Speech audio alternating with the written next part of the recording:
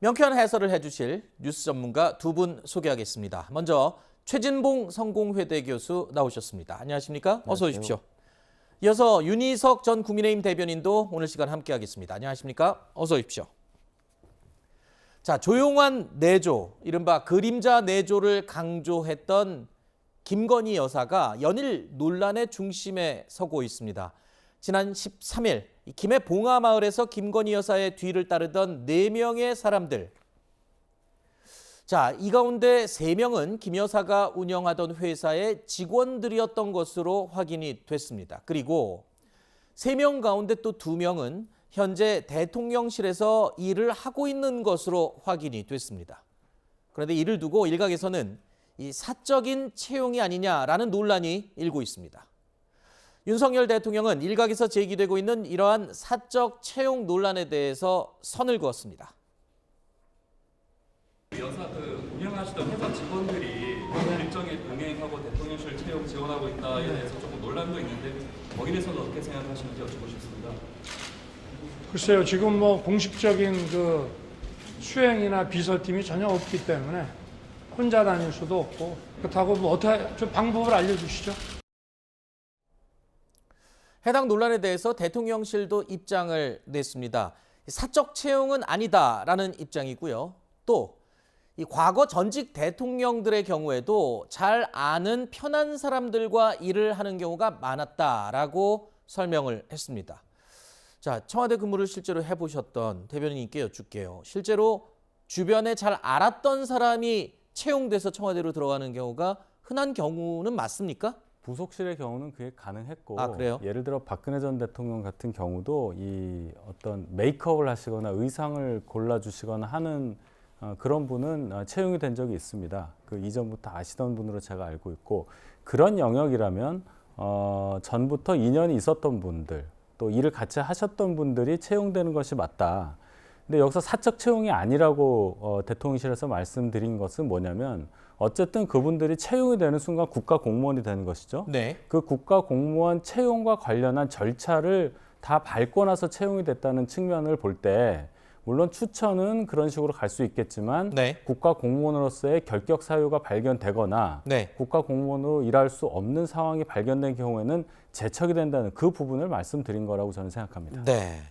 일단 대통령실은 그렇게 해명을 하고 있습니다만 야권에서는 지금 비선 논란을 오히려 대통령실이 지금 자초하고 있다고 비난을 하고 있죠. 그렇게 논란이 될 수밖에 없죠. 그러니까 이분이 비선이다 아니다 지금 얘기할 수 있는 상황은 아니에요. 그렇게 볼 수는 없지만 그럼에도 불구하고 본인이 예전에 근무했던 사적 인연을 공적인 이유로 같이 데리고 오는 것은 상당히 조심해야 되고 전 지양해야 된다고 생각을 합니다. 그러니까 안 되는 건 아니지만 그렇죠. 안 되는 건 더 아니죠. 주의를 기울이고 당연하죠. 엄격하게 해야 된다. 예, 그렇습니다. 그래야 국민들이 볼 때도 그건 이상하게 보여요. 그러니까 윤 대변인이 말씀하신 것처럼 예를 들어 메이크업, 헤어 이런 거는 전문 영역이니까 그럴 수 있어요. 그런데 다른 업무 같은 경우에는 사실은 대통령실의 업무 또는 공적 업무와 연관된 부분에 경험이 있거나 그 부분을 잘 아시는 분이 보좌 하는 게 맞아요. 특히 이제 제2 부속실이 없으니까 대통령 부인도 처음 해보시는 거잖아요. 잘 모르는 부분이 있으면 알려드리고 그 부분을 잘 할 수 있도록 가이드를 해드리는 그런 역할을 하는 분이 와야지.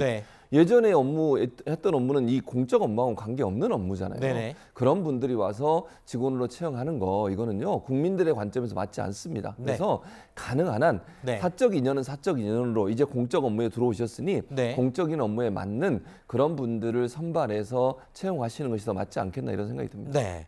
아까 대변인께서 그 얘기를 해주셨어요. 그러니까 아주 가까이서 메이크업이라든가 정말 신상과 관련된 이 디테일한 부분들을 챙기는 사람들은 원래 알던 친했던 사람들이 하는 경우가 있다. 단 부속실의 경우라고 지금 말씀을 해주셨거든요. 자, 이래서 지금 부속실의 필요성이 얘기가 계속 나오고 있는 겁니다. 하지만 윤 대통령은 지난 대선 때 대통령 부인을 보좌하는 제2 부속실 폐지를 공약으로 내걸었죠. 그런데 지금 이런 상황에서 지금은 야당조차도 공약을 백지화하더라도 제2 부속실을 부활시키는 게 이러한 잡음을 없애는 방법이 되지 않겠냐라는 말하는 상황이 됐습니다. 제 처에 대한 얘기가 나오기 전부터도 과거에 청와대 근무 경험이 많은 저희 선대위 관계자들하고 이미 얘기를 했던 것이고요. 비서실의 지원 정도면은 충분하다. 이제 윤 대통령이 양자택일을 해야 합니다. 조용한 내조에만 집중하게 할 것인지 아니면 국민들께 공약 파기를 공식 사과한 후 제2부속실을 이제라도 만들어서 제대로 된 보호자 시스템을 하루빨리 구축하든지 선택해야 합니다. 대통령 배우자의 일거수일투족이 국가의 유산과 직결될 수 있다는 점 또한 명심하길 바랍니다. 영부인의 제2부속실의 부활 필요성에 대해서는 여당 내에서도 이야기가 나오고 있습니다. 영부인이라는 자리의 역할과 상징성을 고려한다면 영부인의 내조는 공적 영역에 포함되는 경우가 많습니다. 따라서 개인적인 혹은 주변 지인들에 의존하기보다는 대통령실 차원의 체계적인 지원이 뒷받침되도록 하는 것이 불필요한 논란을 더 이상 양산하지 않을 수 있는 방향이라고. 부속실을 안 두니까 팬클럽이나 김건희 여사 그 개인 회사 직원들이 이제 부속실을 대체하는 일이 지금 벌어지고 있는 거거든요. 차라리 그냥 깔끔하게 사과를 하고 양해를 구하고 저는 부속실을 제2부속실을 만드는 게 맞다고 봅니다.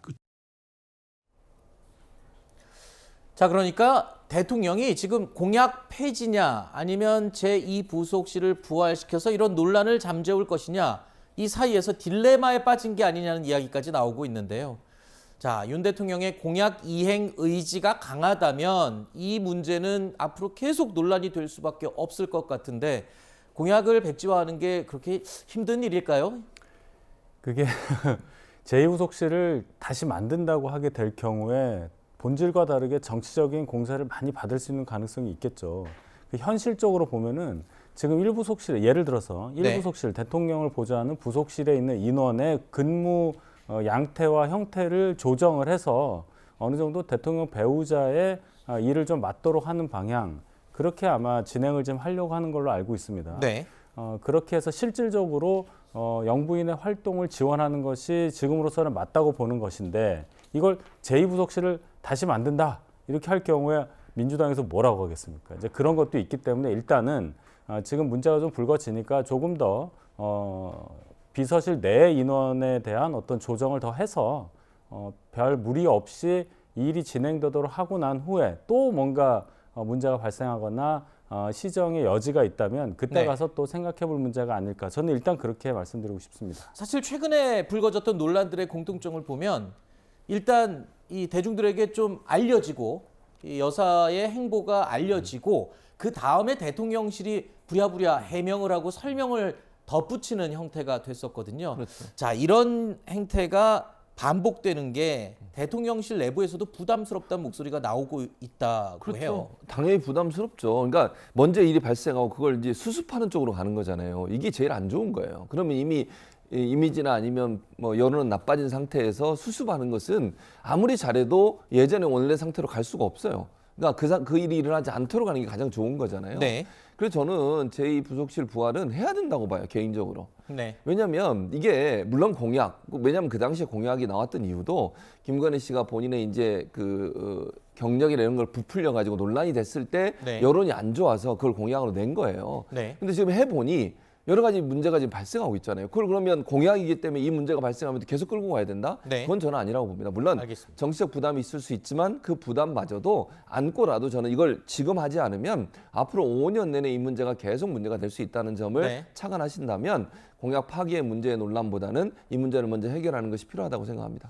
일단 뭐 야당에서 이 제2부속실 부활에 대해서 공격할 것을 우려해서 제1부속실의 일부 인력을 떼서 이 김건희 여사를 보좌하는 뭐 다른 팀을 또 별도로 만든다. 뭐 이런 이 차선책도 지금 논의를 하고 있다니까요. 자, 조금 더 지켜봐야 되겠습니다.